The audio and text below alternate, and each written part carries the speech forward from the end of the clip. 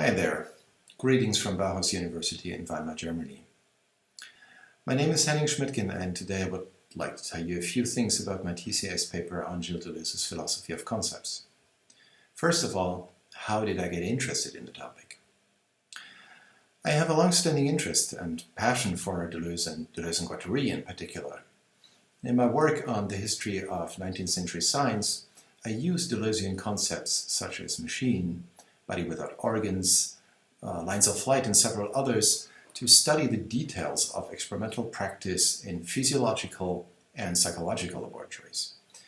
I often wondered why these concepts prove so fruitful, not just for me, but also for a number of other scholars working at the intersection of media studies, history of science, film studies, history of art, and so on.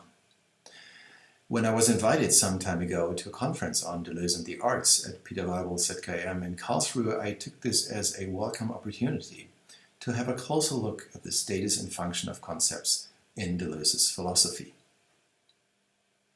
Secondly, what is my paper trying to achieve?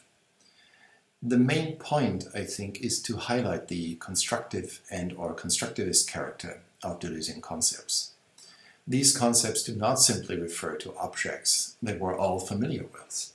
Instead, they draw attention to matters of fact that up until now we haven't seen or weren't aware of. In this connection, Deleuze sometimes cites the painter and former Bauhaus teacher Paul Klee. According to Klee, the task of painting or drawing does not consist in presenting visually perceivable things. Rather, art is meant to make visible phenomena and processes. And against this background, I think it does not come as a surprise that Deleuze himself used drawings, schemes, and diagrams in his own writings. One of the arguments of the paper is that these drawings play a role that is similar to that played by his concepts. They are both coming out of his constructivist efforts to provide us with new ideas and insights. However, and that's the more specific point of the paper, Deleuzean concepts are not simply aesthetic devices. At the same time, they are endowed with epistemic qualities.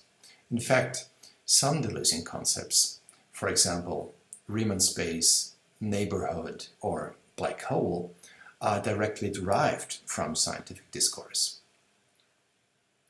I suggest understanding this by looking at the French tradition of conceptual philosophy that is tied to such names as Jean Cavaillès, Gaston Bachelard, and Georges Canguilhem. As a matter of fact, all of these authors have stressed the constructivist qualities of scientific concept. And as a result, Deleuzean concepts then are portrayed as something like highly evocative drawings, situated between art and science. Now finally, what's the overall importance of all of this? I think it's fair to say that over the past few years, Deleuzean philosophy has been very successful in stimulating innovative work in the humanities.